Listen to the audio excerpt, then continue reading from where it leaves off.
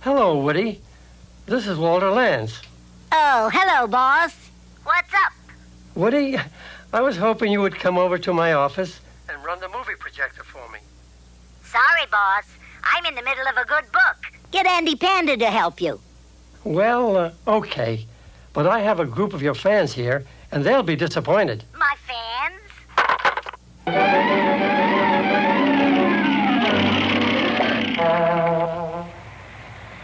Woody, are you still there? Here I am. Woody! Boss, I never let my fans down. Now, what's this film about? It's all about you and me, Woody. Well, what are we waiting for? Fasten your seatbelt, and away we go.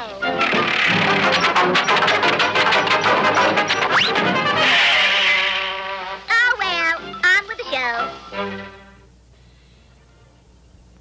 Hey, boss, who's that little boy? It's me, Woody. It can't be you. He's got hair.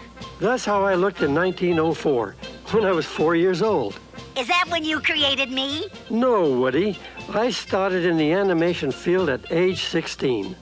I got my first job in the New York cartoon studio owned by William Randolph Hearst, the famous publisher.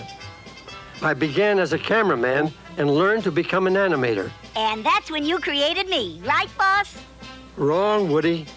The silent cartoons that we made back then had characters that were famous in the Hearst newspaper comic strips. This cartoon featured the Katzenjammer Kids. Then in 1922, at the John R. Bray Studios, I created a character called Dinky Doodle, and I developed a technique to combine live action with animation. This is a scene from one of those early cartoons. Who's that leading man? That's me again, Woody. Oh, it can't be. He's got hair, too. But it is. Back then, I wrote, directed, and acted.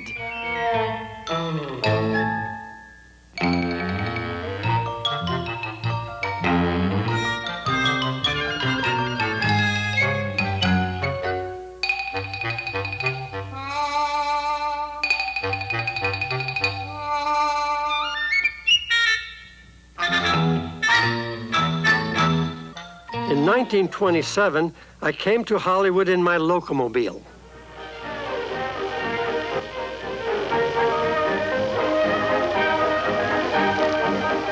It's a miracle you made it. I met Mr. Carl Laemmle, the president of Universal Pictures, and he asked me to produce cartoons for the movies. And I was a star, right? No, the star was Oswald, the lucky rabbit. Oh, brother.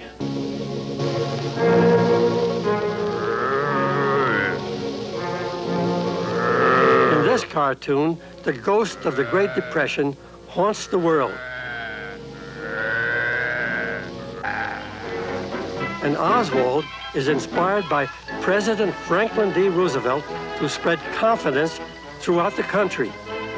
That's the title of the cartoon, Woody. Confidence. Mr. President, what will cure a depression? Confidence! And lick this old depression. Confidence! And wear the right expression.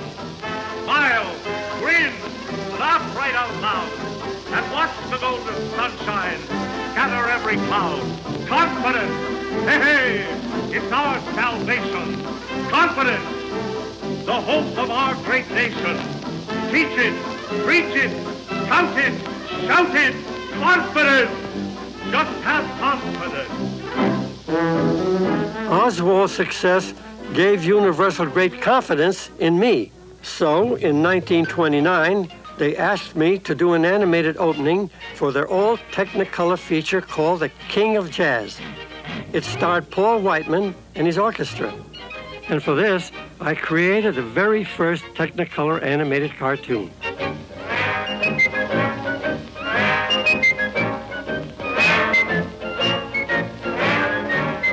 My Lord delivered Daniel, my Lord delivered Daniel, my Lord delivered Daniel, why can't he deliver me?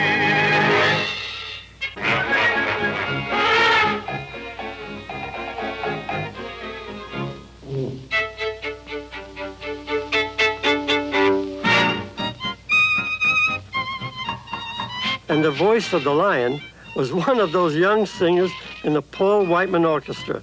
His name was Bing Crosby. Mammy! Well, what do you know? Then, Woody, Universal asked me to create another new star. And that's when I came in, right? Wrong again, Woody. In 1939, I created Andy Panda. He was born in this first cartoon. Have a baby boy! The pandas have a baby boy! So what? What then? A baby panda? My. It's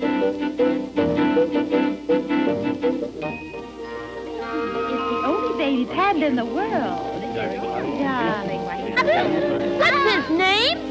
They ain't named him yet. He ain't got no name. Let's name him Elmer. No. Jack, Jim, Joe. Bill. Butch. Quiet. Quiet.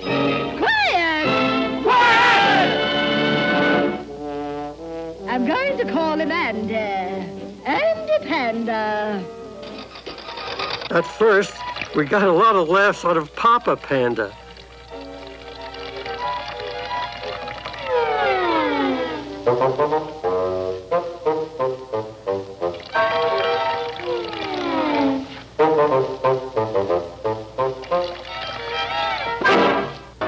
Then, as Andy grew up, we put clothes on him, and he became a full-fledged comedy star.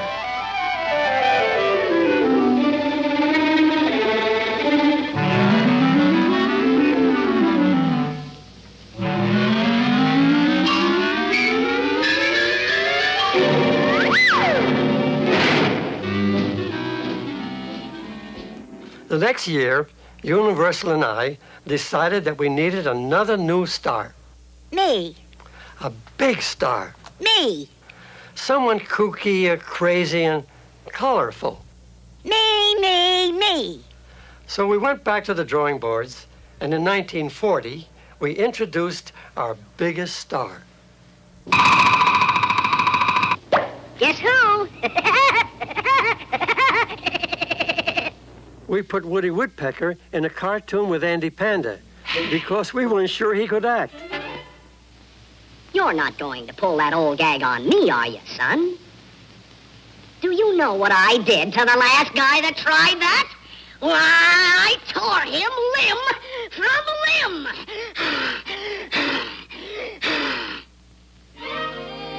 Can you imagine? They thought I couldn't act. And to our surprise, audiences laughed so hard that we decided to give Woody his own cartoon series. But of course. Everybody thinks I'm crazy. Yes, sirree, that's me. That's what I'm cracked up to be. I chop a hole in every tree. Knock on wood. Well, knock on wood. So I'm crazy. So what can I do? So are you. Here I am in an early picture. Yeah, was I gruesome. In that first series, Woody, there was just one thing you were after. Food! Sometimes I was staring hunger right in the face.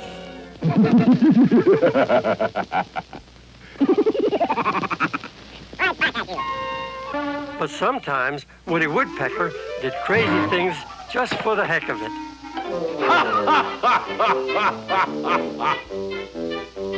Throw the ball back to Papa Junior. Here it comes, Papa.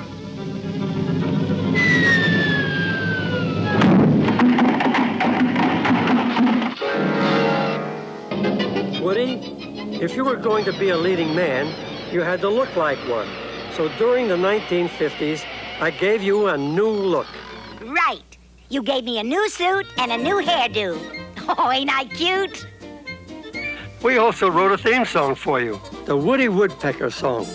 It became a big hit and was nominated for an Academy Award. Finally, we added a finishing touch. What was that, boss? I decided that you needed a new voice. When Walter was listening to audition tapes for Woody's new voice, I slipped my own tape in with the others. And then when my tape was played back, Walter said, "That's it. That's the voice for Woody." I can't tell you what he said when he realized that he had selected the voice of Gracie, his wife. I can't tell you either. But I gave the job to Gracie after all. Her years of performing in theater, films, and radio made her the best choice. You mean to tell me that my voice is done by a girl? How embarrassing. Gracie, how do you do it?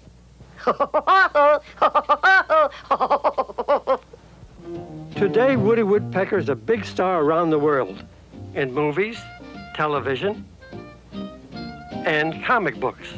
Hockey Huckspet? Who's that? That's you. That's what you're called in Sweden. In Mexico, you're El Pájaro Loco. In France, you're Pico.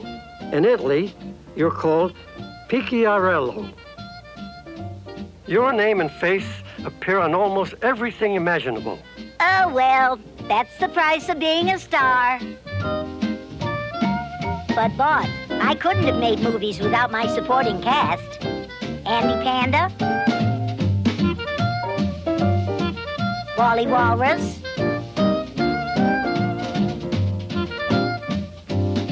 Gabby Gator, Buzz Buzzard,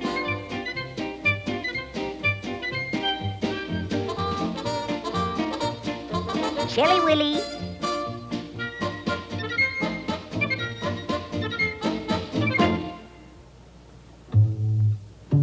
my nephew Knothead, and my niece Splinter. But let's also salute my producer, Walter Lance. In 1979, the Motion Picture Academy of Arts and Sciences awarded you a special Oscar for Lifetime Achievement. How about that, boss? Aren't you glad you made me a star? Yes, I am, Woody.